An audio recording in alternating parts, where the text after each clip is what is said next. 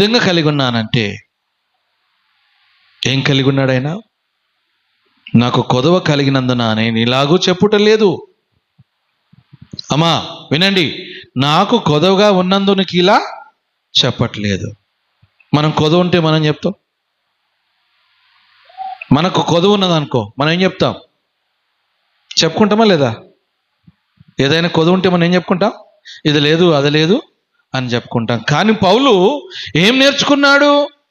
క్రీస్తును కలిగిన ఆయన ఏం కలిగి ఉన్నాడంటే కొదవ లేనందును లేదని చెప్పను, ఉన్నదని చెప్పను. ఏమంటున్నాడు ఆయన? మరొకసారి చదవండి.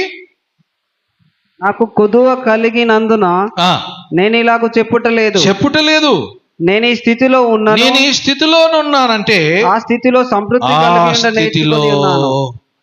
సంతృప్తిని కలిగి నేర్చుకొని ఉన్నాను.